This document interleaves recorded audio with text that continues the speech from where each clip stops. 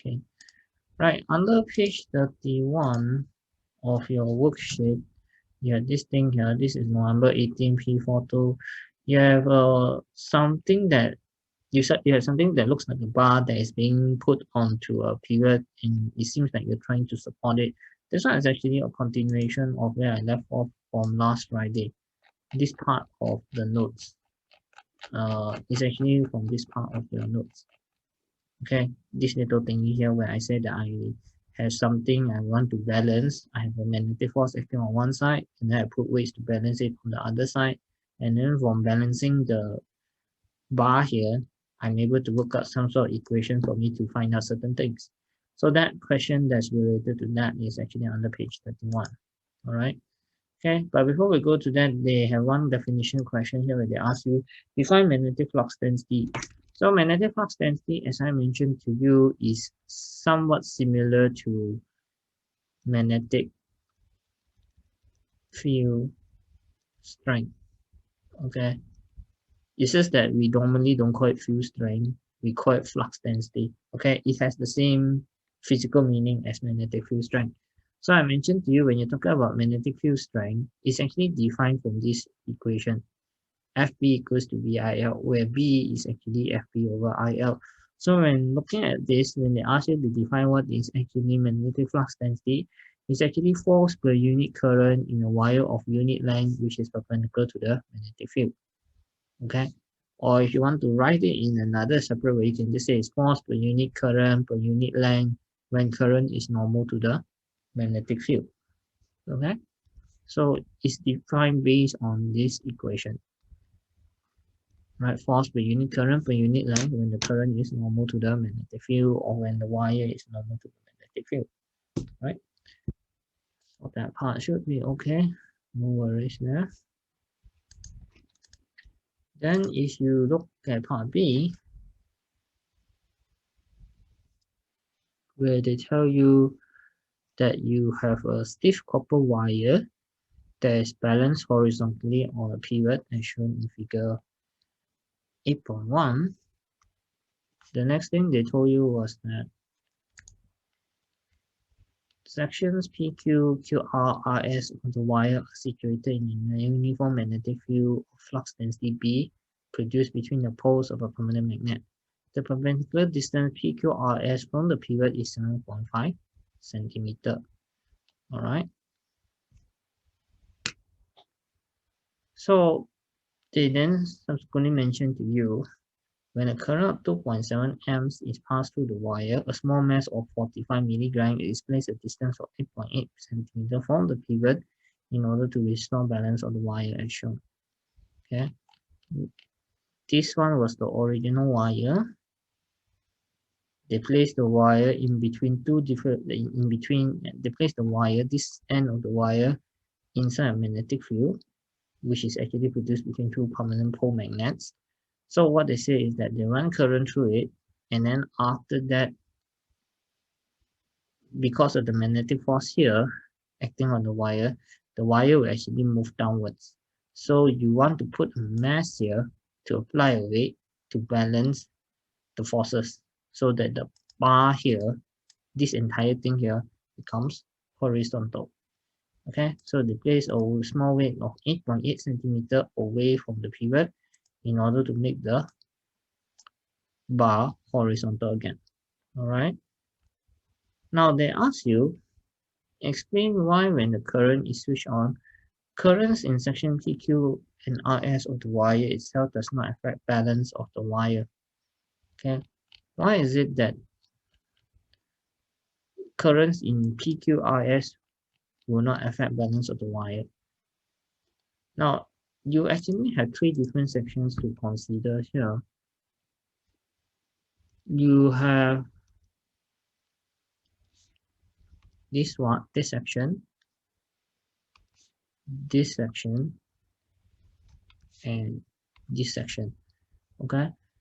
Now your current 2.7 ampere is flowing in this direction that has been indicated here. Now when current flows through a wire and that wire with the current is inside a magnetic field, I mentioned to you it it will experience magnetic force, right? Your wire will experience a magnetic force, which is actually determined by Fleming's left-hand rule, which is basically something that looks like this, where this one is your FB, this one is your B, and this one is the I. Okay, so this I is the I in wire. This FB is the magnetic force on wire. This one is the field the wire is in. Okay, now your case here is that the magnet here, they never gave you any polarity. They just said that there's a magnetic field between these poles of the magnet. So say for example, I give you a polarity here where this one is N, this one is S for the sake of discussion. If this one is N, this one is S, you say that the direction of your magnetic field is in this direction. Okay, so now you try to work out what is the direction of the magnetic force acting on these three sections, this section, this section, and this section. You see that for SR, you try to use Fleming's left-hand rule, where you say current is pointing downwards, and then your B is pointing towards this direction. You will notice that your magnetic force FRS is actually pointing in this direction. Okay. Likewise, if you try to work out the magnetic force acting on sections PQ, you try to orientate your fingers according to the direction shown here. I goes up, B goes towards your right. You will notice that your magnetic force points towards this direction. This is your FPQ. Alright. Likewise, if you're talking about the magnetic force acting on the remaining section of the wire, which is QR, I is pointing towards this direction, B is pointing towards this direction. If you use your Fleming's left-hand rule, you will easily see that your magnetic force is actually acting downwards. Okay. Now the question isn't really interested about this force. They're more interested about this section. They're asking you, why is it that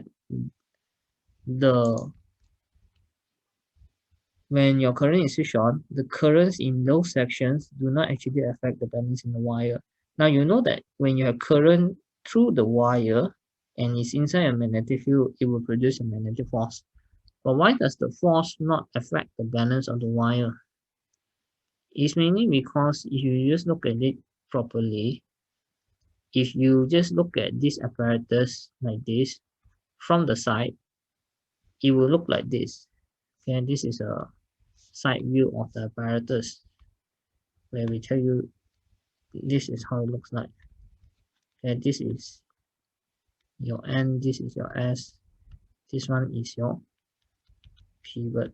Okay, your small mass, you apply a small weight. Your small mass is here, you will apply a force of W here. Your section QR will have a force FQR here.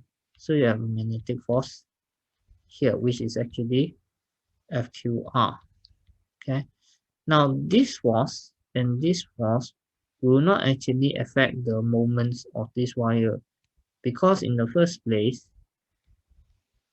there is no perpendicular distance. You see your wire, so your forces here is actually acting at this point, going out of the plane of the paper. So if you're talking about the balance of the beam, like this, up and down, like this force here actually doesn't affect moments in this direction, the clockwise or anti-clockwise direction. You see, this force is acting out of the plane of the paper. If you're looking at the screen right now, it's acting out of the screen. So it actually doesn't affect the moment up and down, or the moment along the plane of the paper, along the plane of the screen. So that's why we say that it doesn't affect anything. Another way to think about it is this. You can see that this force is equal and opposite to this. So there's actually no net force. They cancel off.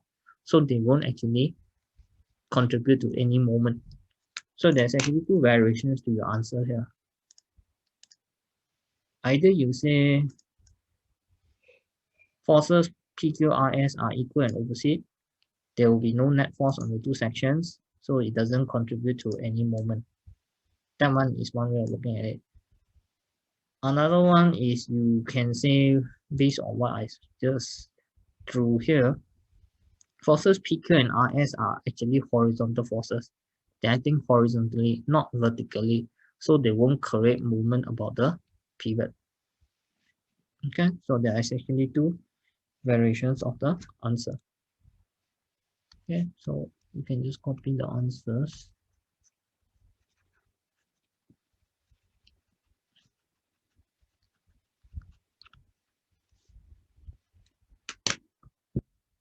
Right?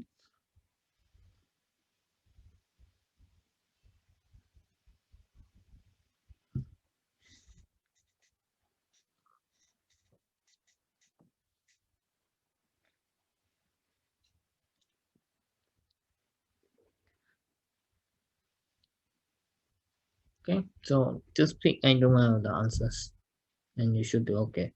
Right? Okay, so if you go to the next part of the question, they told you the length of section QR of the wire is 1.2 centimeter. Calculate the magnetic flux density B. Now section QR of your wire is this portion here. Okay. They are asking you to calculate the magnetic flux density. Now if you consider the apparatus just now, that setup that you have, and you try to view it from the side, it looks like this. Okay. Where your weight is applied at this side, your magnetic force is acting on this side. That force is actually the FQR force. Alright, the other two forces, this one and this one, you actually don't need to consider because they are not going to give you any moment. Okay, you are talking about moment vertically, but the forces are horizontal, so they don't actually produce any moment. Okay, or you can actually say that the forces were equal opposite. There's no net force, so there's no contribution to the moment. Okay, so what you have here is that you put the weights so that the beam is balanced. You see, if you have just this force, magnetic force, you're going to have a moment in this direction.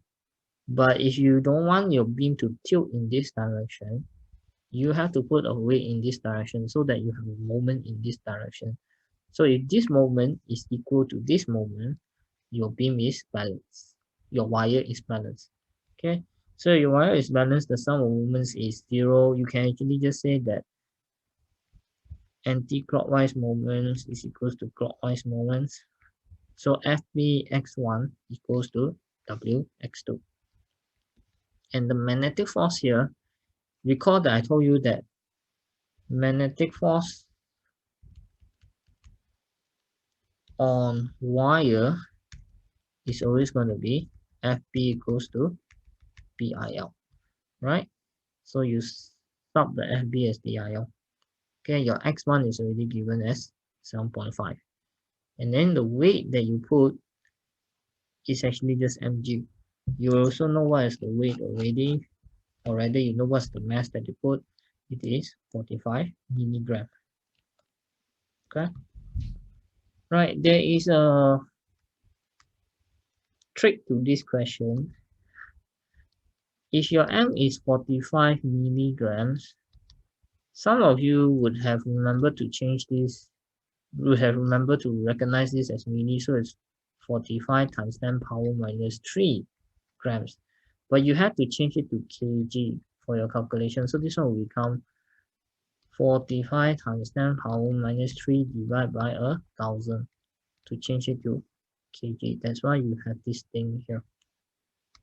Okay, that's why you have it as 45 times 10 power minus 3 divided by 1,000, multiplied by the gravitational acceleration, you get the weight, and then multiply by the perpendicular distance, and you get your answer as B as 1.6 times 10 power minus 2. Okay, right, so far so good with that. Yeah, right, so this is one application of that. So if you're okay with this, then I will move on to the next section of your worksheet. Sorry, not worksheet, your notes.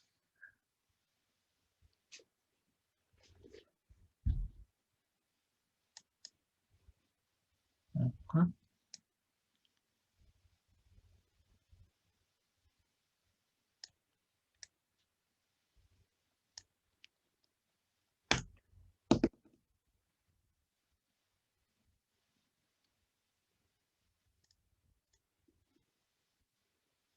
Okay, so if you guys don't have any problems with this, then I move on to the next part of your worksheet, which is actually, sorry, not worksheet, your notes, which is the next part here. Okay, right. So this one okay, no issues. If you need time to copy, you can actually look at this on Google Drive also later on. So no worries there. Okay, so I go on to the next part, which is parallel current carrying wires. Now, all the examples that you have done so far are current carrying wires, the force on current carrying wires. You are actually doing only questions on wires, a single wire to be exact. Now, there are also questions where we tell you that you have parallel wires and you're interested in the forces that act on the parallel wires. Now, if you have two parallel current carrying wires, we will tell you that those wires will experience magnetic force also. Because as I mentioned to you at the beginning of the chapter, moving charges will produce a magnetic field.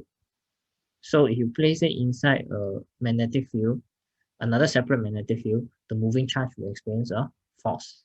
Okay.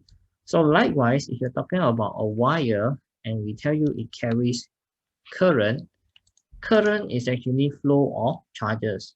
When you have flow of charges, you have movement of charges. So it is also correct to say that the wire in itself would also produce its own magnetic field. So you place a wire inside a magnetic field, inside another magnetic field, that wire will experience a magnetic force. Okay, so now we have a wire that is producing its own magnetic field. It acts like its own magnet. If we place it near another separate wire that has current flowing through it, that means you would have that wire itself will have its own magnetic field. It's also acting as a magnet in itself. So you putting two parallel wires close to each other is akin to you putting two magnets close to each other.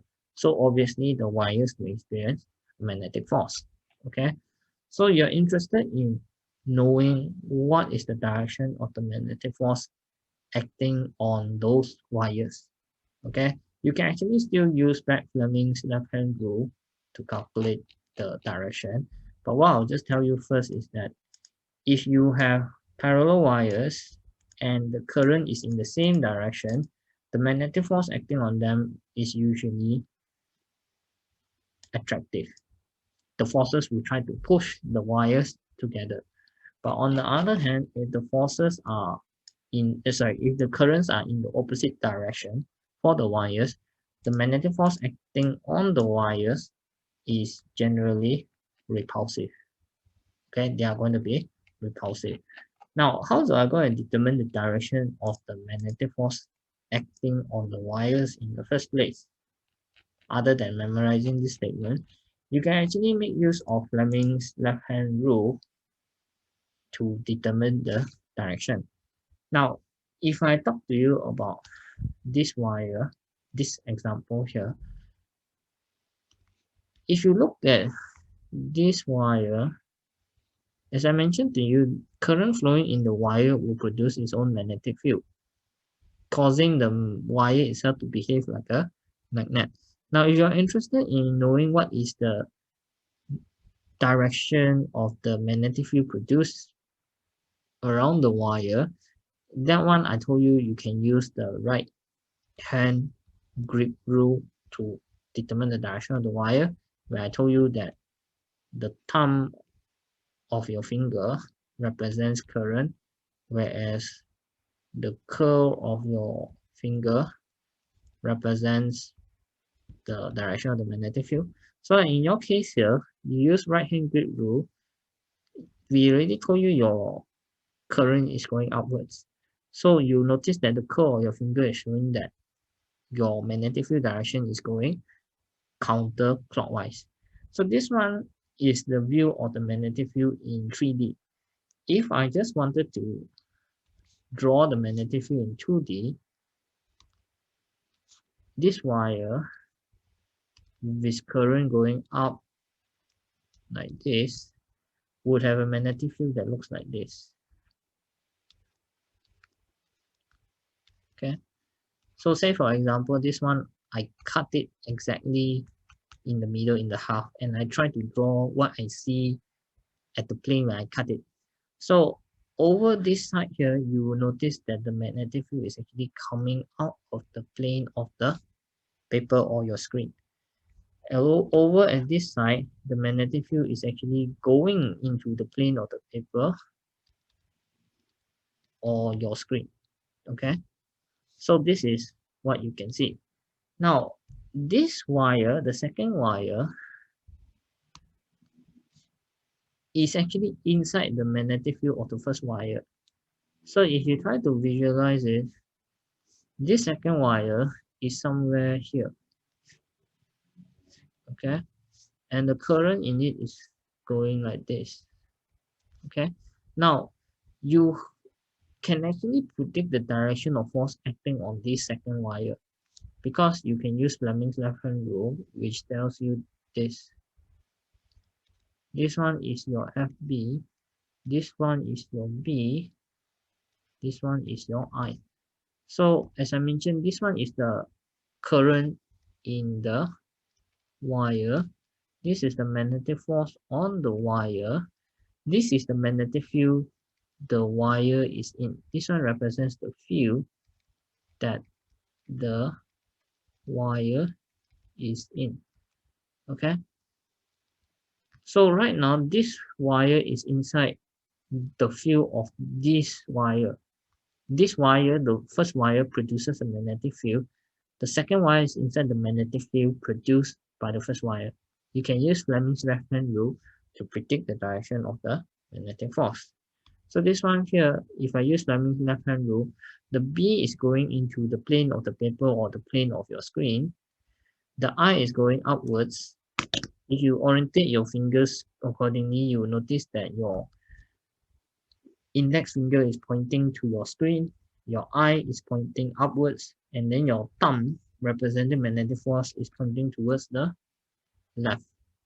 Okay, it will be in this direction. This is your FB. Okay, now you from here you can also do one thing. You see, this wire experiences a force because of interaction with the first wire. Specifically, the magnetic field of this wire interacted with the magnetic field of this wire. To put it simply, this wire interacted with this wire, so it causes this wire to have a magnetic force. Remember in Newton's third law from your AS, whenever you have two objects interacting and there are forces exerted, the two objects will usually experience equal opposite force. So in your case here right now, because these two wires interact and it causes this wire to have a force in this direction, it follows from Newton's third law that there will be equal opposite force acting on this wire. So you will have an FB on this side. This one is due to Newton's third law. That's how you can actually see that the direction of the magnetic force is like that. Okay. If you want to repeat for the second one, it's also possible. I will just do it separately here. You will see that you actually come back to the same conclusion. If say right now I want to use this wire, say for example I start with this wire, the current is going downwards, this is I2. I want to draw out the pattern of the magnetic field produced by the second wire. That one will be something like this. Okay, so if I use my right hand grid rule to predict the direction of the magnetic field, this side here will have the magnetic field going into the plane of the paper or your screen. this side here will have the magnetic field going out of the plane of the paper or out of the plane of your screen. Okay, so now this wire is inside the magnetic field produced by this other wire. Okay, so say right now the other wire is inside here now. Okay, and I tell you that the current is going outwards. This is your I1. Again, you use your Fleming's left hand rule to predict the direction. Okay, you use Fleming's left hand rule to predict the direction of the magnetic force acting on this wire. In your case here, you will see that your I goes upwards, your B goes inwards, your magnetic force is actually pointing towards the left. Your FB is here. Okay, so this wire experiences of force this direction because of interaction with this other wire. So according to Newton's third law, it follows that this wire must experience an equal opposite force in this direction according to Newton's third law. Okay, right? So that's how you actually came to the conclusion that when your wires are in the same direction, when the current in the wires are in the same direction, the forces are generally attractive. But when the currents in the wires are opposite direction, the forces is generally repulsive. Okay, that's how you got to this part here. Okay, right. Now the other question they will also like to ask you a lot of times is this. They will ask you if the currents in both wires were different. I mean, in some cases, if we say I1, I2, the current is the same, you would have automatically said all the forces, the magnetic force on each wire must be same. But what if the current in both wires weren't the same? Maybe I1 is say 3 ampere and then I2 is 5 ampere.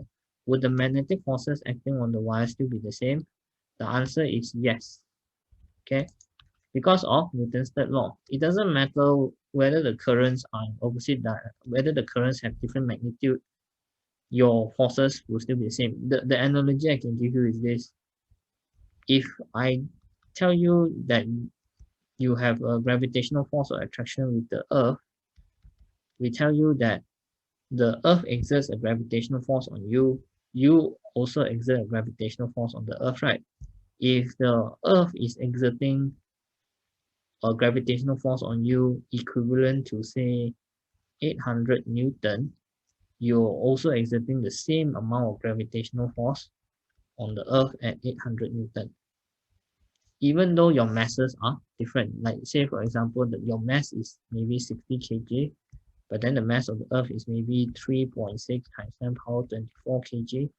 You see here, in this case, even if the masses are different, the forces experienced by both is still the same. So the masses being different here does not play any factor, doesn't play any effect. In a way, this one also is similar.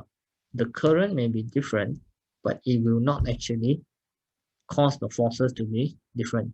It will always be the same because of consequence of Newton's third law. Okay. Now there is a way to prove it mathematically. That one is by looking at this one. Okay. So how do you prove it mathematically is you just have a look at this. Now, if I want to consider the forces acting on the wires individually, say I make use of this example here just now, where I've drawn it here, okay? I can consider the individual forces acting on the wires. I can try to calculate the individual forces acting on the wire. Now, if you want to calculate force on a wire, remember that FB is equal to BIL, okay? And then also remember that in the earlier part of your lesson, beginning part of your chapter, I told you that for a current carrying conductor, if you wanted to calculate the magnetic flux density, the magnetic field strength is actually given by this equation, where actually B is equals to Ki over D, but K itself is mu naught 2 pi over 2 pi. I mentioned to you that this equation is not necessary to be memorized. if the question requires you to make use of this, they will give you in the question itself. It's just useful to know. So here it's useful to know this because it helps you to prove this. All right. Now, to find magnetic force acting on a wire is F equals to BIL. To find the magnetic flux density produced by a wire is Ki over D, or in other words, it's mu naught over 2 pi I over D. Now, say for example, right now, I'm interested in finding out the magnetic force acting on the wires. I have wire 1, wire 2. Now, I'm interested in the magnetic force acting on wire 1. Okay. Now, I'm interested in the magnetic force acting on wire 1. Ft equals to BIL. The I must be the current flowing inside the wire. The L must be the length of the wire inside the field. The B must be the magnetic field that it is in. Okay. Now your wire here is inside the magnetic field produced by wire 2. Okay. If I redraw this for you, if I want to talk about the magnetic field produced by wire 2, I draw these circles again. I can make use of the right hand grid rule to determine the direction. Over this side, the magnetic field is coming out of the plane of the paper or your screen. Over this side, it's going into the plane of the paper or screen. Okay, so this wire is inside the magnetic field produced by the second wire. So the magnetic field strength or flux density used must be for wire 2. Okay, so B2. But B is Ki over D. So it becomes Ki2 over D. Then you get this expression here. Okay. This is the magnetic force acting on wire 1. If you want to do the magnetic force on wire 2, which is this one, you do the same thing. Fp is equals to BIL.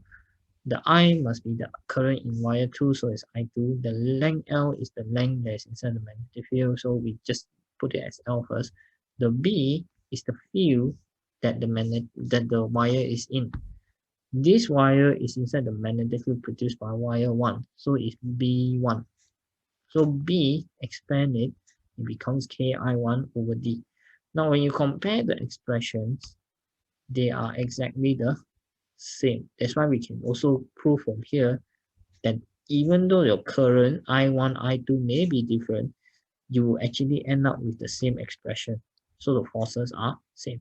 But there's an easy way to talk about this. You can just say because of Newton's third law, both wires experience equal opposite force.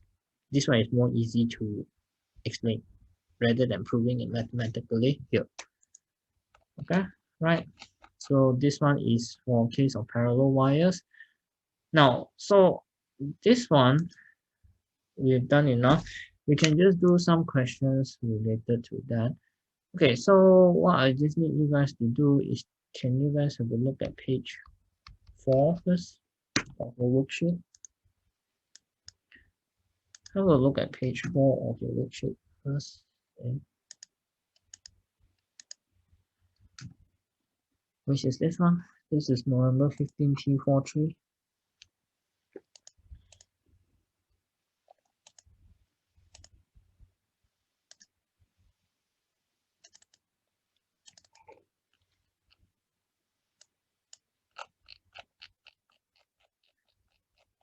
Okay, so this one is question 6. Okay, right, it looks a bit messy here. Okay, but never mind, I'll explain one by one for you. Now they ask you to suggest an explanation for each of the following observations for part A. They tell you two wires are laid side by side and carry equal currents in opposite directions as shown in this figure. They tell you that the total magnetic flux density due to the currents in the wire is negligible. Explain why the total magnetic flux density due to the currents in the wire is negligible. What they actually asking you is that, why is it that when I put these two wires side by side, the magnetic flux density is 0? when the magnetic flux density is 0, it means no magnetic field. Okay, when you have no magnetic field, obviously you do not have magnetic field strength. Okay, so the question is actually just asking you right now, why is it that right now the magnetic flux density, total magnetic flux density, due to the currents in both wires is negligible now? They're asking you to explain why is it 0. Okay, it has something to do with the keywords that you see here. Okay, they tell you the two wires are laid side by side and they carry equal currents. Okay, what is the significance of this? If you look at your notes, these are also parallel wires, but they're not exactly laid side by side. There's a distance between them. Okay, if you lay side by side and you put them next to each other where there's a distance between them, the magnetic field you get will be different. Okay, so what do I mean by that? I think it's better if I just show you this example. If you look at this one here, they tell you that the current direction is opposite, isn't it? So let's just say I work with that. If say you have wire 1, the current direction is here, okay, and then after that you have wire 2, the current direction is here. Now I want to draw the magnetic field pattern due to wire 1 itself. Okay, so I draw these circles here. Wait, let me just erase this. I draw these circles here. 1, 2, 3, 1, 2, 3.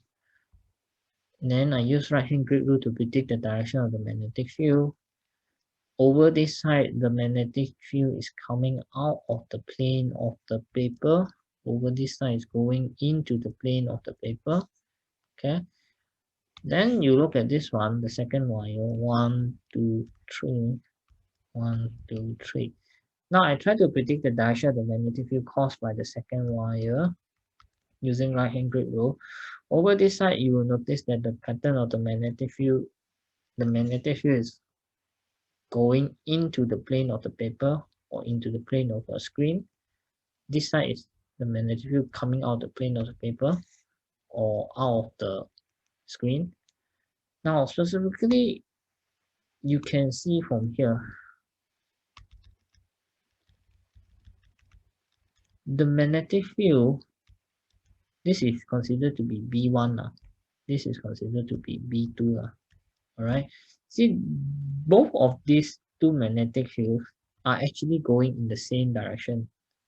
Okay, like in your case here, this one is if you lay the two wires side by if you put them next to each other but not side by side, there's a distance between them.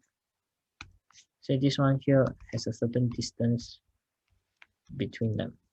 Okay, now what you can see here is this one and this one are actually going in the same direction. So this one here, your magnetic field actually strengthens. Okay, so overall here you will see that there is actually a magnetic field. Okay, this one is one case, right? Okay, right. Okay, Ashwin, you're here. I think you thought today is 3, is it?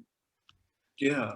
Yeah, it's 2:30. But never mind, with the lesson is recorded, you can catch up in the last 30 minutes from Google Drive later. Okay, right, no worries. Right now I'm actually explaining page 4 of the worksheet. Okay, Right. so just bear with me for a while. Okay, right. So this is the pattern of the magnetic field around parallel wires where the current is opposite direction and there's a separation between them. Now, based on what the question just mentioned to you, you have those parallel wires, but they are laid side by side. So the keyword here was that they are laid side by side. When they're laid side by side, they're actually just right next to each other. There's no distance between them. So what will happen is that, consider what will happen if I take this wire and I put it close to this one, just right next to it. You will see something very unique. So this one is the first wire. This is the pattern of its magnetic field. This one is dot, dot, dot, cross, cross, cross, and then this one is going out. This is the current. Okay. The second wire, now I place it close to this one, right next to this. This is what you're gonna see.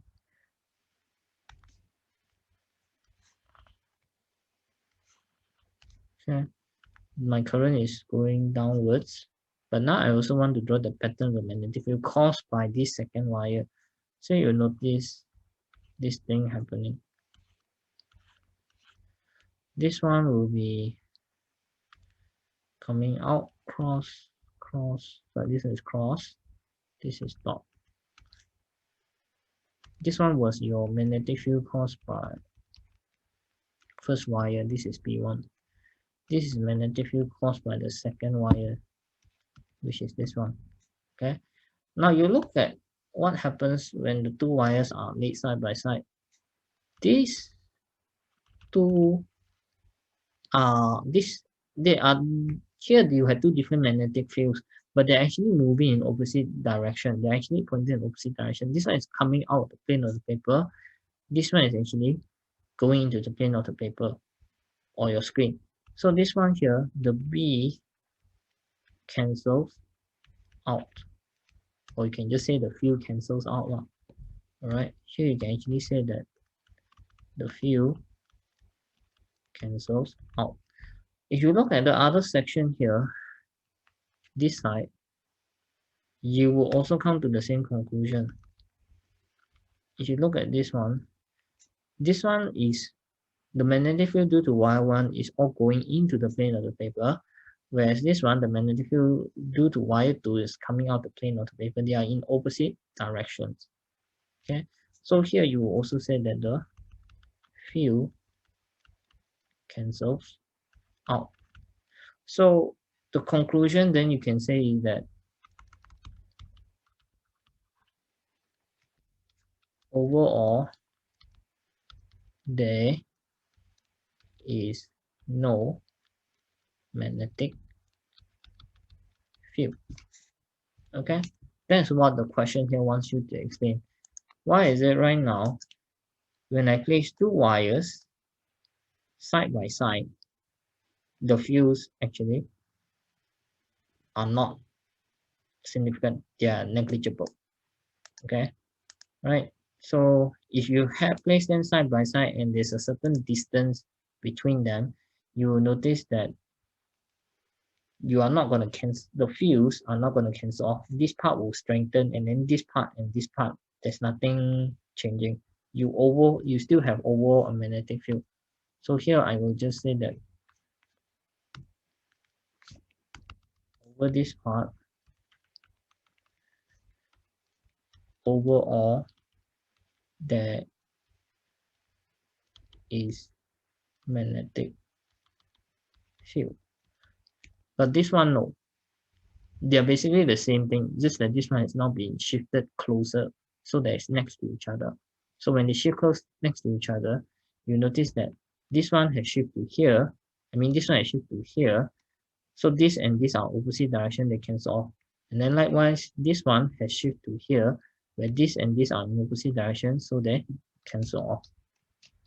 Okay, so that is the way to look at it. So now, based on that, that's why your answer was like this. They just simply say that the magnetic field strength due to the currents are equal in magnitude but opposite in directions. The field superposed to give zero resultant field. Okay. Wait on, let me just save this diagram. Okay, right.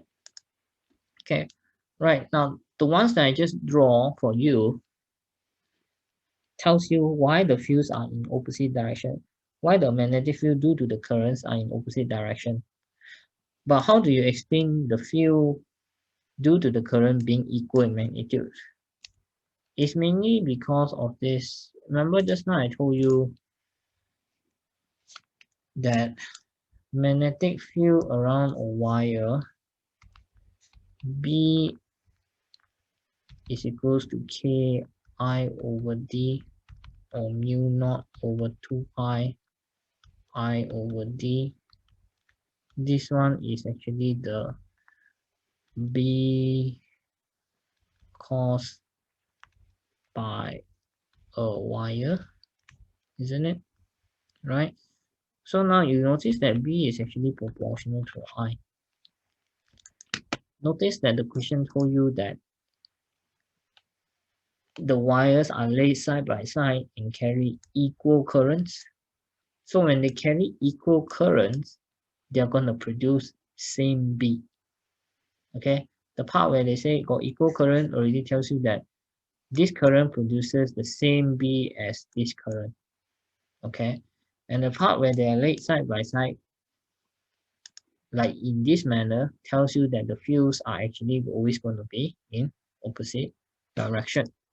So hence this one, the magnetic field strength due to the currents are equal in magnitude but opposite in directions. The fields therefore superpose to give you zero resultant field.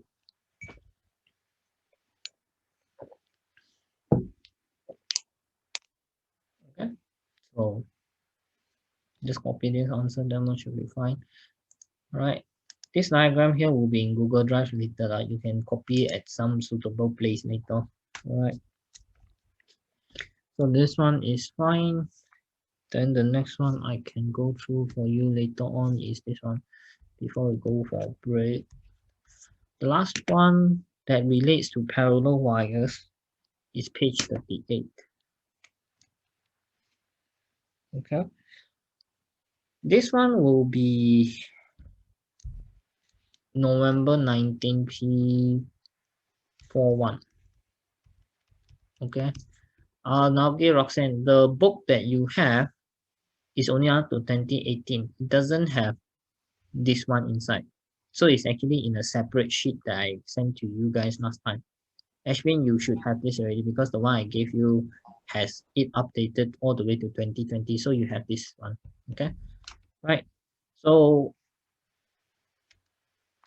if you guys for Roxanne, okay, if you don't have that one printed out, you can actually just refer from the WhatsApp group chat that WhatsApp group chat. I actually sent that same question to you guys already just now. All right.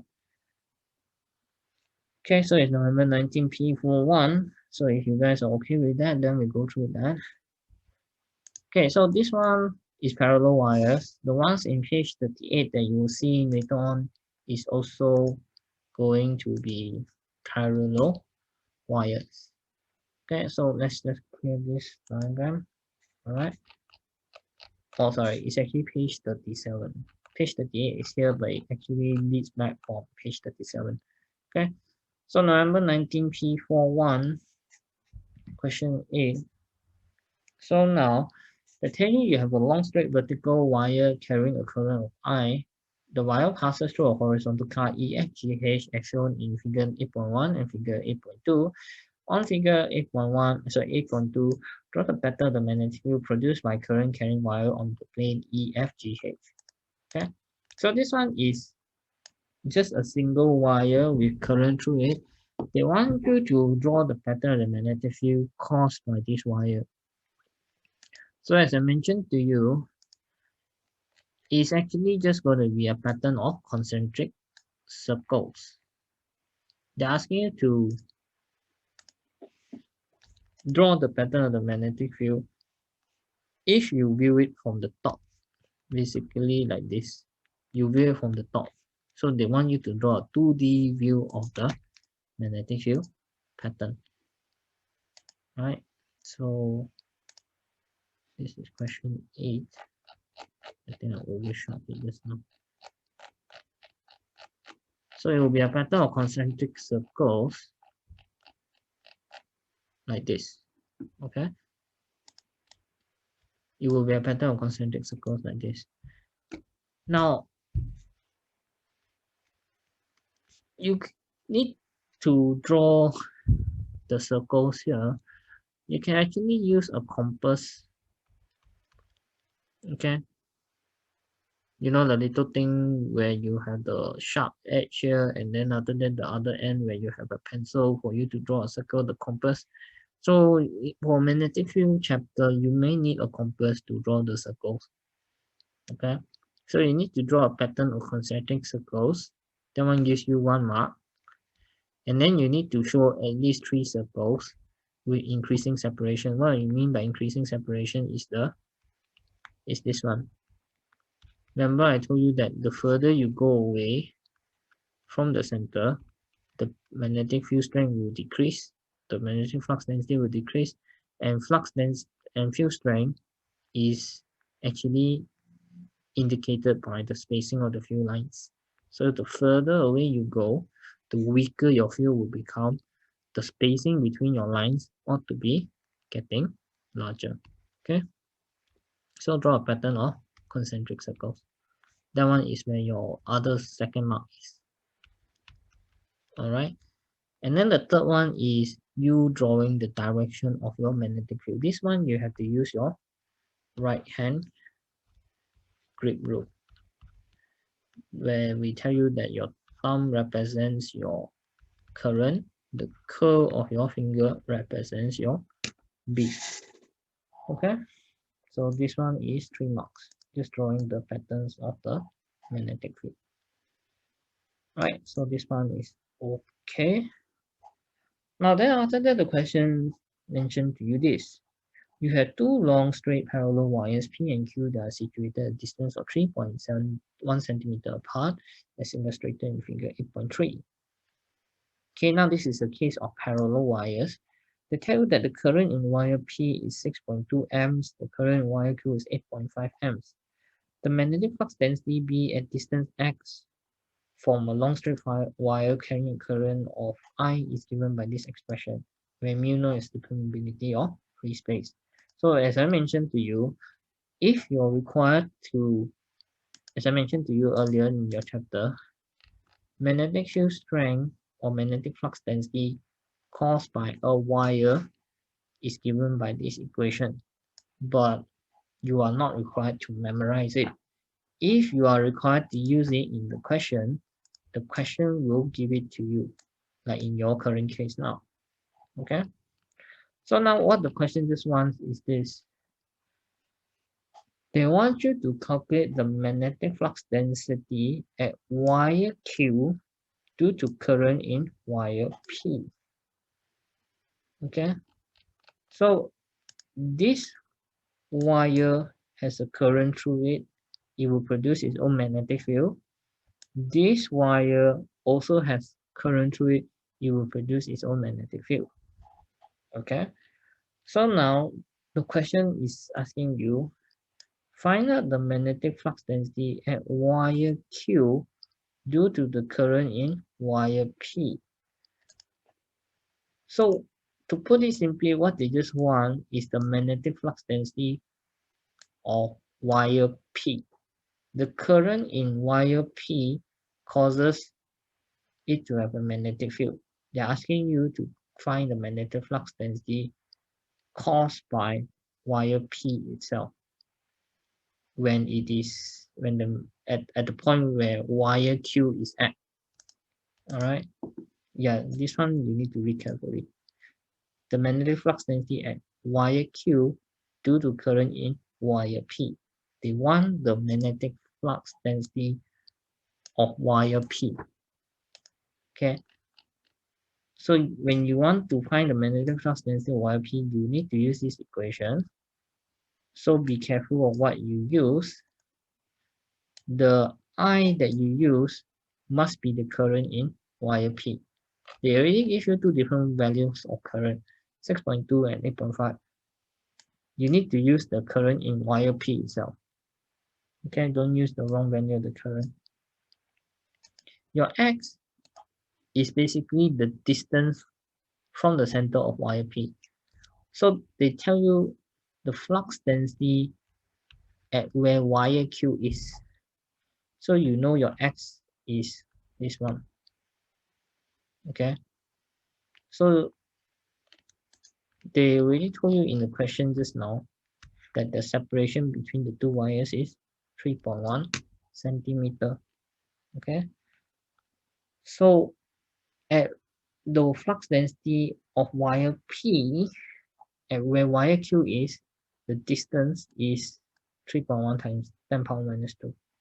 You're changing it to meter. Okay. Right, so you get your answer is 4 times 10 power minus 5 Tesla. So no issues here. Okay, right, so no problem. Okay, now then we go to the next part of the question.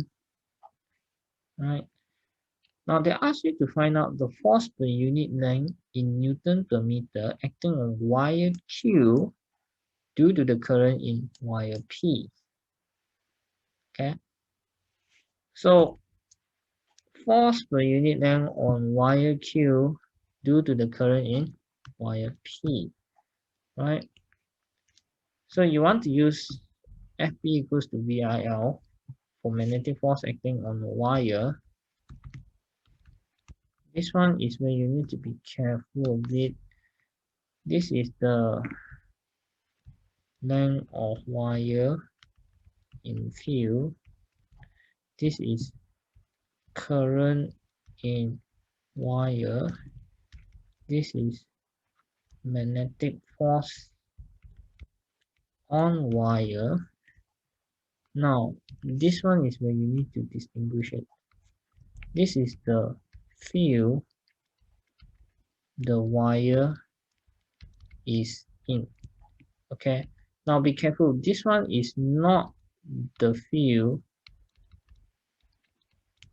that the wire itself produces. Okay,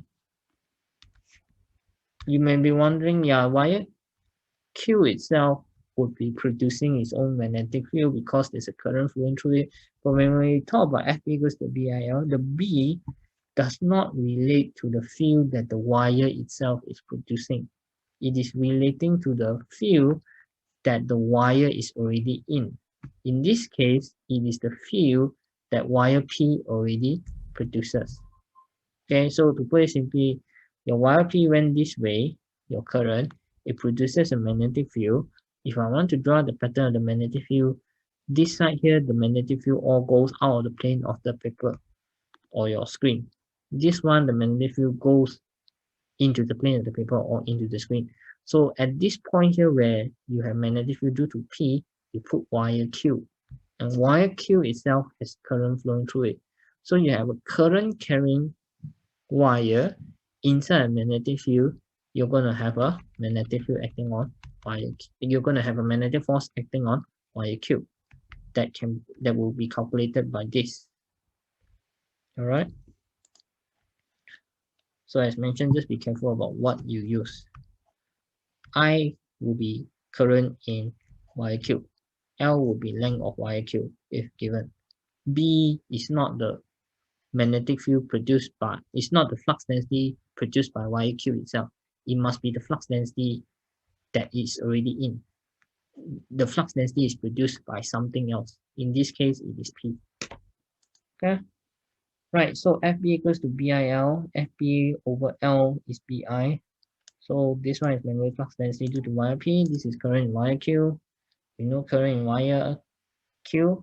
We know flux density due to wire P, which is this one. You sub in, okay? Then you get your answer for force per unit length as 3.4 times 10 power minus 4 Newton per meter. Okay. So just now whatever I explained is actually here. Current in wire P causes a magnetic field to be produced. wire Q is situated inside the magnetic field produced by wire P. Current flowing in wire Q then causes the wire to experience magnetic force when it's inside the magnetic field. Alright, so that part is okay. Alright.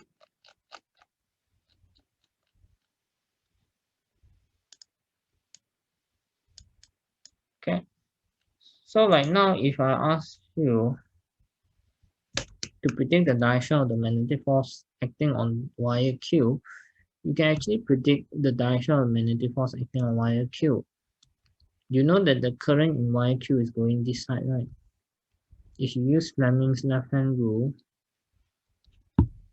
where this one is FB, magnetic force, this is B, and this is I, you apply it for this one.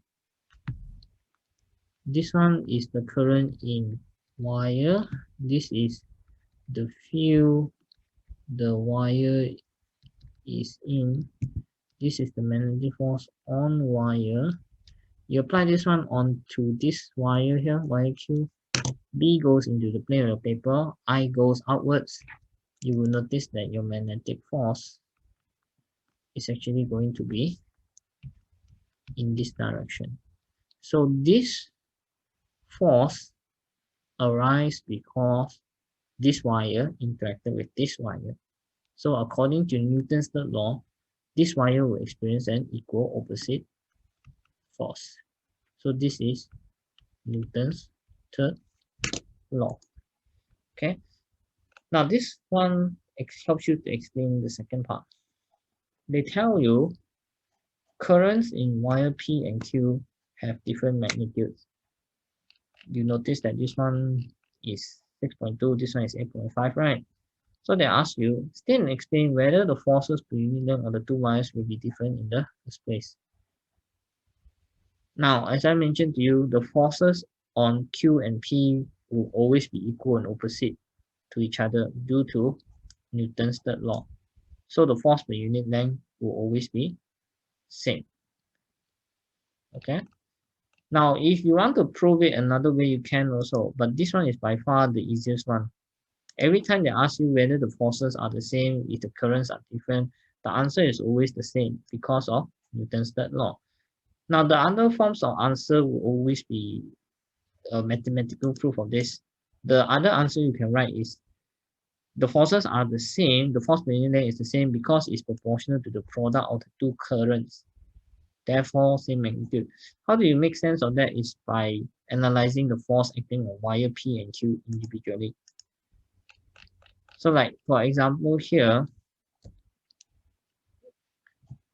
I give you this example of the diagram here. Okay. If I want to find out what is the magnetic force acting on wire Q, in general, I would say is FB equals to BIL. Okay. The magnetic force acting on wire Q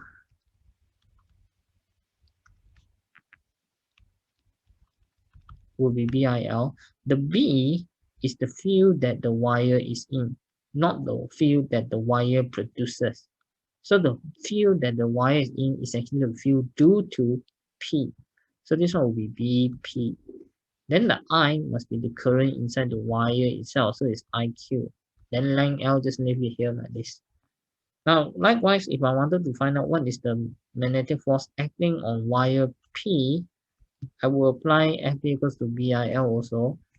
But here, my magnetic force of P will be slightly different than this. If I want to apply FB equals to BIL on wire P, the B here is not the magnetic field that the wire itself produces. It must be the magnetic field that the wire is already in. In this case, it is the magnetic field produced by wire Q. Like say for example right now, if I just talk about wire Q itself, I know it produces its own magnetic field, right? If I use my hand grip rule, here I notice that the magnetic field is going out of the plane of the paper, and then this one is into the plane of the paper. Okay, this wire is inside the magnetic field caused by wire Q, and there's a current flowing through it that in turn causes this wire to experience a magnetic force. So the B that I want to use here is not the B that the wire itself produces. It is the B that the wire is already inside of, which is due to Q.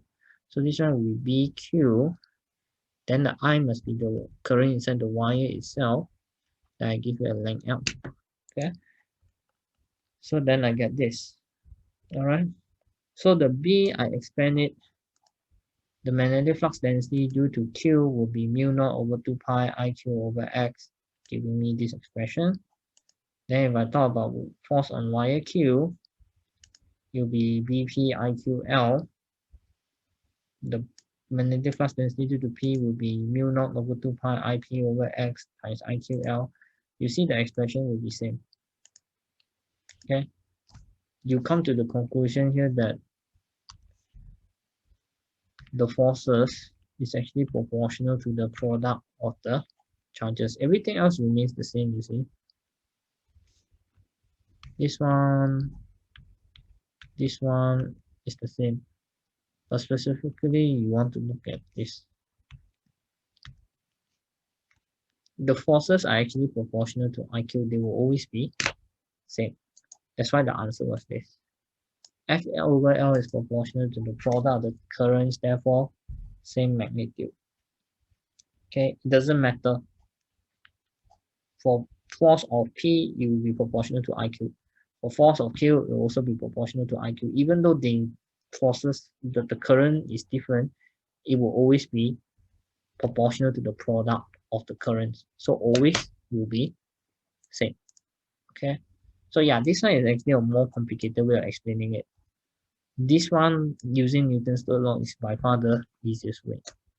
Okay. All right. Okay. So we've covered examples on parallel wires. The next one that I will need to go through for you is magnetic force on a moving charge.